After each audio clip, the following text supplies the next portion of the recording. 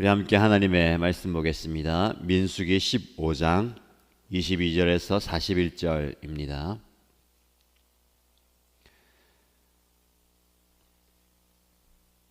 민수기 15장 22절에서 41절까지 말씀을 함께 읽겠습니다.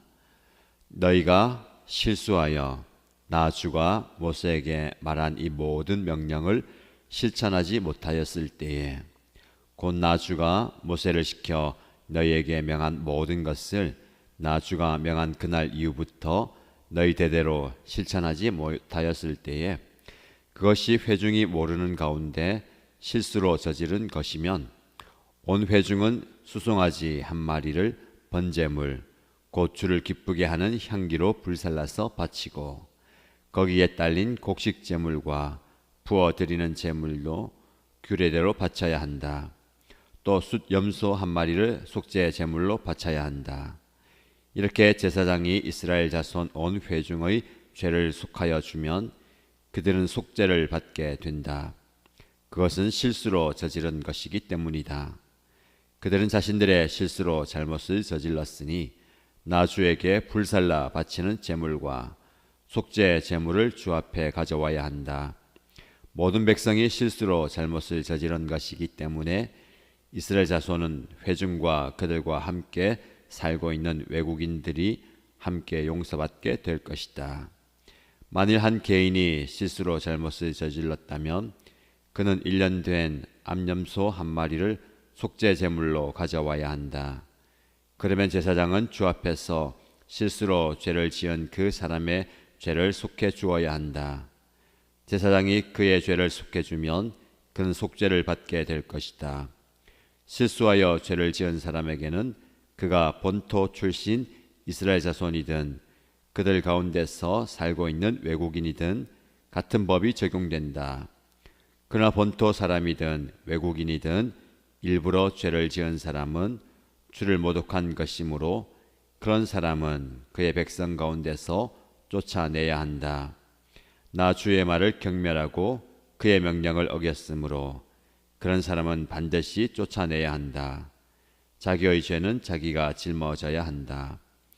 이스라엘 자손이 광야에 있을 때였다. 한 사람이 안식일에 나무를 하다 들켰다. 나무하는 일을 본 사람들은 그를 모세와 아론과 온 회중에게로 데리고 갔다. 그에게 어떻게 하여야 한다는 명확한 설명이 없었기 때문에 그들은 그를 그냥 가두어 두었다. 그때 주님께서 모세에게 말씀하셨다. 그 사람은 반드시 죽여야 한다. 온 회중은 진 밖에서 그를 돌로 쳐야 한다. 그래서 온 회중은 주님께서 모세에게 명하신 대로 그를 진 밖으로 끌어내어 돌로 쳐 죽였다.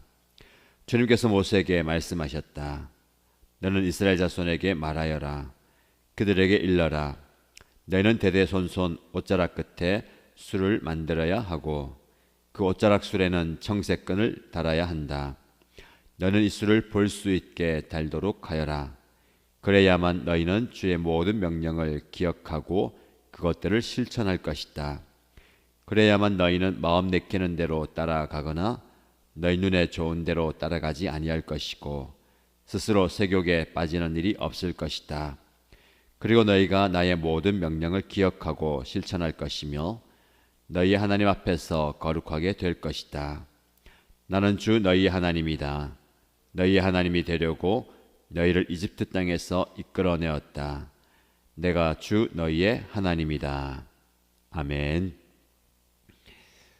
어제에 이어서 오늘 민수기 15장 말씀을 함께 묵상합니다.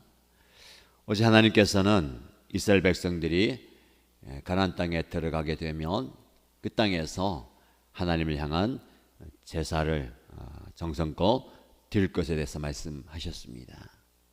이스라엘 백성들은 하나님을 예배하기 위해서 이집트에서 건짐을 받았고 또 그곳에 들어가서 하나님을 예배할 것을 명령하셨습니다. 오늘은 이스라엘 백성들이 실수로 죄를 범하게 될 때에 그 죄에 대한 속죄로 제사 드릴 것을 말씀합니다. 오늘 본문에 보면 너희가 실수하여 하나님의 명령을 실천하지 못했을 때에라고 말씀합니다. 그냥 살다 보면 실수로 누군가에게 죄를 범하는 그것을 말하는 것이 아니고 하나님의 계명과 말씀이 주어졌습니다. 그 말씀대로 살아가는 것이 이스라엘 백성들의 본분이고 마땅히 지켜야 할 행위였습니다. 그러나 하나님의 말씀대로 살지 못하는 모습, 그것을 말하는 거죠. 그런데 실수해서 잘 알지 못해서 하나님의 말씀을 지키지 못할 때라는 겁니다. 오늘 본문의 말씀을 실수로 죄를 하고 짓고 실수로 어떤 잘못을 행했을 때라는 소극적인 적용이 아니라 실수로 하나님의 말씀을 행하지 못했을 때에, 즉 적극적으로 하나님 말씀을 실천하고 지켜야 하는데 그 말씀대로 살지 못했을 때를 말하는 겁니다. 그렇다면 저와 여러분 하나님의 백성들은 하나님의 말씀대로 사는 것이 본분입니다. 마땅히 하나님의 말씀을 지키면서 실천하면서 준행하는 것이 우리의 삶의 본분이 되어야 함을 기억해야 됩니다. 그래서 오늘 말씀해 보면 실천이라는 단어가 여러 번 반복됩니다. 하나님의 말씀은 지켜서 그대로 준행하는 것이 필요합니다. 즉 그것을 실천해야 된다라는 겁니다. 삶 속에서 행위로 삶의 모습으로 드러나야 되는 겁니다. 하나님의 모든 명령을 실천하는. 자, 그래서 오늘 저와 여러분이 하루를 살아가면서 우리에게 주어진 모든 일들을 감당하고 나의 사명, 직분, 일들을 잘 처리해내는 것도 중요합니다. 그것과 함께 또 우리가 기억해야 되는 것은 하나님께서 우리에게 말씀하시고 또 부탁하신 모든 명령을 실천하는 모습이 있어야 되겠습니다. 적극적으로 나에게 주어진 말씀을 실천하는 여러분 되시길 바랍니다. 그런데 그 실천하는 가운데 실수로 그렇게 하지 못했을 때에 하나님께서 이렇게 죄를 속죄할 수 있도록 은혜의 방편을 주셨습니다. 그래서 감사한 겁니다.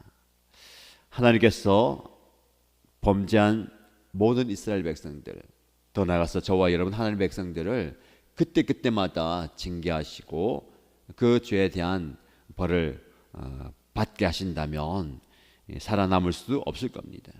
하나님께서는 그 실수한 우리의 모습을 보시고 그 실수를 만회할 수 있도록 은혜의 기회를 주시는 겁니다.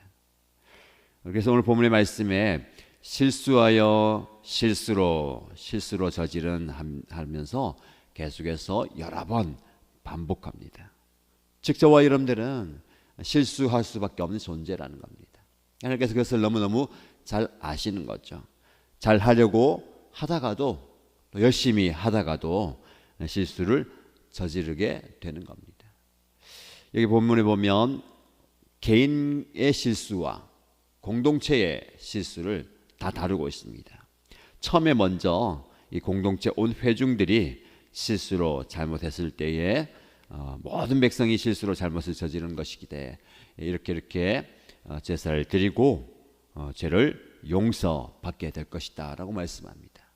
그리고 그 공동체뿐만 아니라 27절 말씀에 보면 만일 한 개인이 실수로 잘못을 저질렀다면 하면서 개인의 실수도 다루고 있습니다.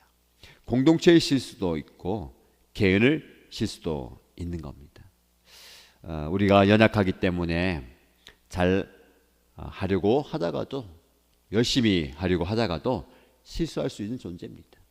그래서 하나님께서도 그 실수를 용납하시고 또 용서해 주십니다. 그렇다면 저와 여러분들은 어떻습니까? 스스로가 나도 넘어질 수 있고 실수할 수 있고 잘못할 수 있는 존재라는 것을 인정하고 겸손히 하나님 앞에 서야 되겠습니다. 실수하는 것이 나쁜 것이 아니고 실수했을 때에 스스로 용납하지 못하는 것이 문제가 되는 겁니다. 스스로도 용납하지 못하고 또 서로에게도 용납하지 못하는 모습이 공동체를 어렵게 할 수 있습니다. 누구나 실수할 수 있죠. 실수를 만회하고 바로잡기 위한 노력과 모습이 필요합니다. 서로에게 실수했을 때에 또 용서를 구하고 또 용서해 주는 것, 품어주는 것 필요합니다. 하나님께서 공동체이든 개인이든 품어주는 거예요.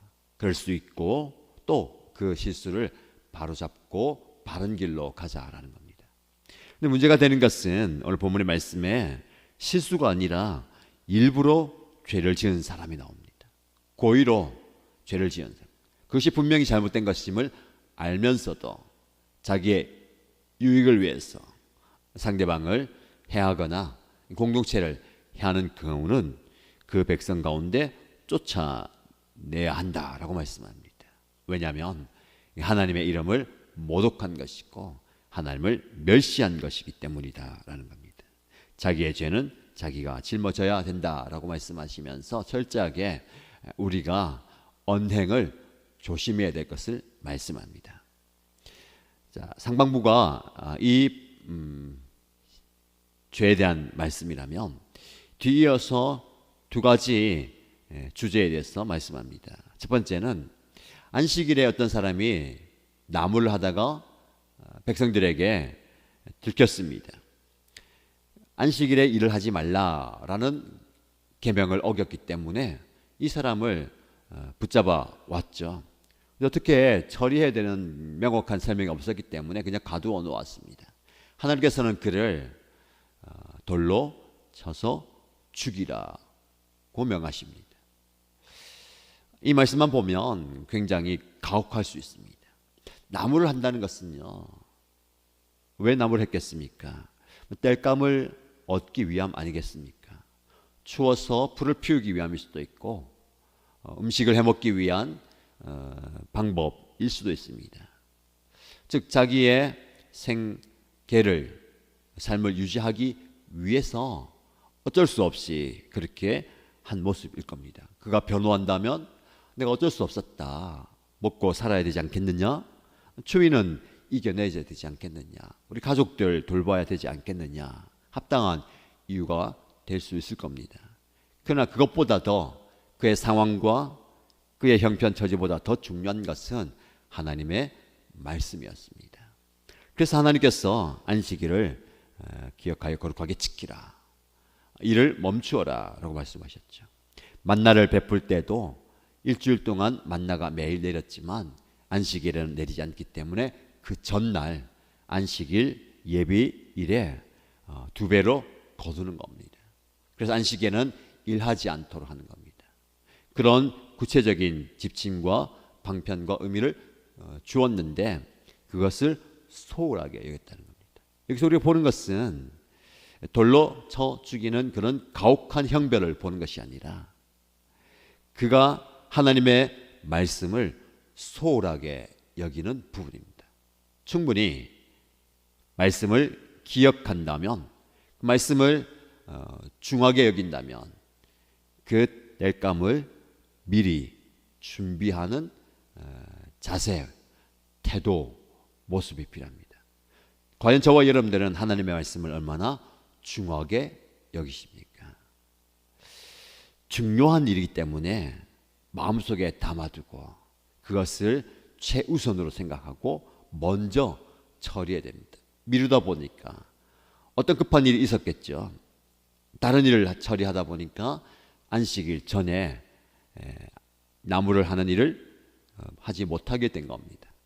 그러나 아무리 급하고 중요한 일이 있다 하더라도 하나님의 말씀이 뒤로 우선순위에서 뒤로 밀려나서는 안 되는 겁니다. 여러분 어떻습니까? 여러분 삶 속에서 하나님의 말씀이 여러분 삶의 최우선 순위입니까? 가장 중요한 가치로 여겨지고 있습니까? 말씀이 어떤 시간, 어떤 상황, 어떤 모습 중에서도 가장 중요한 위치를 차지하면 좋겠습니다. 자, 이어지는 말씀에 보면 그것을 다시 한번 강조하죠. 전혀 연결이 안 되는 것 같은 안식일에 대한 말씀하셨다가 이어지는 말씀을 보면 너희의 옷자락에 술을 달아라. 큰 의미가 없어 보입니다. 이것은 거의 장식처럼 보이는 거죠. 실용성은 없어 보이는 겁니다. 그런데 의미가 중요합니다. 옷자락에 술을 달아서 그것을 볼 때마다 하나님의 말씀을 기억하고 그 말씀의 소중함을 되새기고 그 말씀을 실천하라라는 겁니다. 그래서 이 안식에 죄를 지은 사람을 벌하는 것과 이 말씀이 이어집니다. 그만큼 하나님의 말씀을 소홀하게 여기지 말라는 겁니다. 우리가 중요하다라는 것은 달력에 표시를 하잖아요. 왜 표시합니까? 잊어버리지 않기 위해서. 혹 다른 데 바쁘게 운전하다가도 문득 그거 보면서 아 맞다, 이날 중요하고 이거 중요한 날이지 하고 빨갛게 표시를 하는 겁니다. 이거죠요. 눈에 보이는 것 보면서 우리의 기억을 상기시키는 겁니다. 그래서 옷수를 보면서 우리는 하나님의 말씀을 중심으로 살아야 된다. 말씀을 잊어버리면 안 된다. 말씀을 놓쳐서는 안 된다라는 것을 기억하는 겁니다. 여러분, 그만큼 기억을 하는 것이 중요합니다. 잊어버리기 쉽기 때문에 그래요. 왜 그렇습니까? 기억하지 못하면 실수하는 겁니다. 실수하면 죄를 짓게 되는 것이죠. 그것이 반복되면 그의 죄성이 우리의 삶을 무너지게 만드는 겁니다. 그래서 여러분, 우리가 다른 것은 잊어버린다 하더라도, 다른 것은 잠시 우리의 생각 속에서 벗어난다 하더라도 하나님의 말씀이 우리의 기억과 뇌리에 계속해서 남아 있어야 됩니다. 그래서 40절 말씀을 보시고 너희가 나의 모든 명령을 기억하고 실천할 것이며 너희의 하나님 앞에서 거룩하게 될 것이다. 모든 오늘 하루의 말씀, 우리 목사님 말씀의 요약입니다. 실수하지 않기 위해서 우리는 말씀을 기억해야 됩니다. 그리고 그 말씀을 기억할 뿐만 아니라 실천해야 됩니다. 실천하면서 우리는 하나님 앞에 거룩해지는 겁니다. 왜요? 그렇지 않으면 마음 내키는 대로 살게 되고 눈에 좋은 대로 살기 때문에 그렇습니다. 이스라엘 백성들이 실수하고 넘어지고 실패한 이유가 뭡니까? 마음 내키는 대로 살기 때문에, 눈에 보이는 것을 우선으로 줬기 때문에 그렇습니다. 그래서 무엇을 보느냐가 중요한 거죠. 그래서 눈에 보이는 말씀을 생각나게 만드는 무언가가 있습니다. 그게 바로 옷자락의 술이죠. 여러분 어떻습니까? 말씀의 소중함을 알고 말씀대로 살아야지, 말씀대로 실천해야지 다짐하는데 그것을 상기시키는 그 말씀의 도구, 말씀을 떠올리게 만드는 기억의 장치 무언가가 있으면 좋겠습니다. 그래서 여러분들이 표시하시고 딱 놓고 그것을 볼 때마다 내가 말씀대로 살아야 되는구나, 내가 말씀에서 벗어나면 안 된다라는 것을 떠올리기 바랍니다. 그래서 하나님의 말씀을 기억하시고 묵상하시고 실천함으로 하나님의 기쁘신 뜻대로 살아가는 저와 여러분 되기를 주님의 이름으로 축복합니다. 함께 기도하십시다. 두 가지 기도 제목 드리겠습니다. 실수하여 저지르는 죄를 하나님이 용서해 주십니다. 그럼 우리가 잊어버리기 쉬운 것은요, 실수하여 지은 죄도 죄라는 겁니다. 그 죄도 하나님은 용서하시죠. 그래서 그 죄를 용서받기 위한 제사가 필요하고 고백이 필요합니다. 우리는 어떤 실수합니까? 저와 여러분들이 어떤 실수를 많이 하고 있습니까? 하나님, 저도 연약한 존재입니다. 저의 연약함, 저의 부족함을 헤아려 주시고 깨닫게 하시고 회개하게 하시고 돌이키게 하여 주옵소서. 더 나아가서 나도 실수가 많은 사람이라면 내 앞에 있는 사람, 우리 목장 식구, 우리 가족도 실수가 있는 사람입니다. 우리 공동체 안에서 그 실수를 받아주고 용납해주고 용서해주면서 서로 위해주는 그런 모습 되기 원합니다. 저도 그런 용납의 마음도 허락하여 주옵소서라고 기도하십시다. 두 번째 기도 제목은 하나님의 말씀을 제가 얼마나 중하게 여기고 있는지, 혹여라도 내가 너무 바쁘기 때문에, 내가 분주하기 때문에 말씀을 우선순위로 두지 못할 때도 있었습니다. 하나님 회개합니다. 무엇보다도 그 어떤 것보다도 하나님을 말씀을 가장 최우선으로 두고 말씀대로 살아가겠습니다 라고 다짐하며 기도하십시다. 공동체를 위해서 기도할 때에 우리 공동체 안에 실수하고 연약하고 부족하고 아픈 분들, 연약한 분들이 있습니다. 이 안에서 사랑을 받고 또 격려받고 위로받고 이 안에서 회복되게, 그런 회복의 공동체가 되게 하여 주옵소서라고 기도하시기 바랍니다. 그리고 개인의 기도 제목으로 간절히 기도하겠습니다. 함께 기도합니다. 은혜로우신 하나님 아버지, 우리는 연약합니다. 우리는 참 말의 실수가 많습니다. 우리는 또 다짐을 하고 열심히 한다고 하지만 그 연약한 삶의 모습 때문에 행동으로 실수할 때도 참 많이 있습니다. 나의 생각이 연약하여서, 나의 생각이 부족하여서, 내 생각이 짧아서 더 깊이 생각하지 못하고 한 번 더 생각하지 못할 때도 참 많이 있습니다. 이런 나의 연약함을 주님 앞에 올려드립니다. 그래서 하나님 말씀을 문제 중에 실수로 실천하지 못할 때도 참 많이 있습니다. 연약한 모습을 잡혀 올려드리니 아버지 하나님께서 나를 바라보시고 나를 받아주시고 품어주시기 간절히 기도합니다. 연약하기에 부족하기에 하나님의 은혜가 필요합니다. 아버지 하나님, 나를 불쌍히 여겨주옵소서.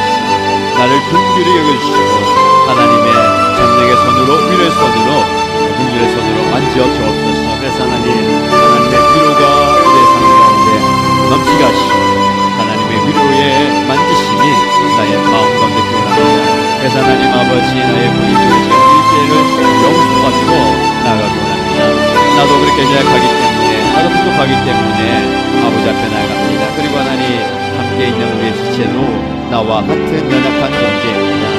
똑같이 실수할 수 있고 연약할 수 있습니다. 근데 우리가 그 사람을 정죄하고 그 실수의 연약한 부분을 우리가 단순히 드러내는 모습이 아닙니까? 말로 드러내며, 행동으로 드러내며, 마음으로 드러내고 표정으로 드러냅니다.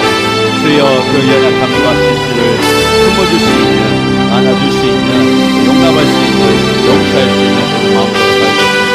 그래서 하나님 서로를 이해해줄 수 있는, 서로를 안아줄 수 있는, 서로를 격려할 수 있는, 위로할 수 있는, 품어줄 수 있는 아름다운 모습 되게 하여 주시옵소서.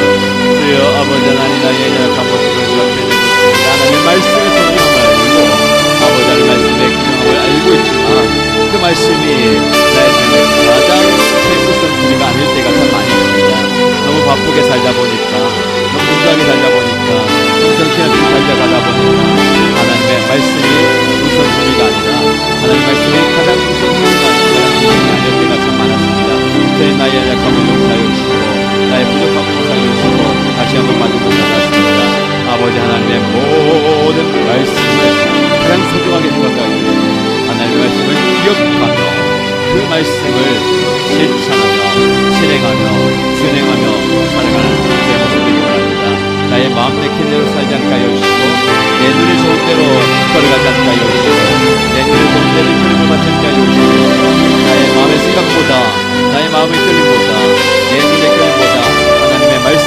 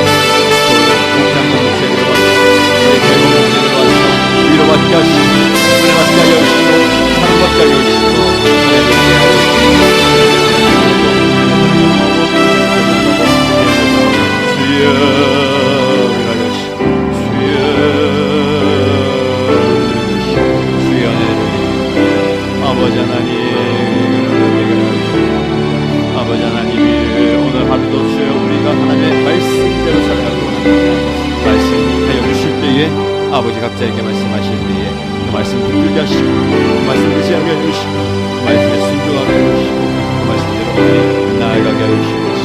아버지 하나님의 그 말씀이 나를 변화시키고 그 말씀이 나를 살아내게 해주시고 그 말씀이 우리의 가정을 살리고 일장을 살리고 힘이 빠져 연약한 그 지체를 일으켜주는 능력의 말씀 되게 하여주시고 소망의 말씀 되게 하여주시고 아버지 위로의 말씀 되게 원합니다.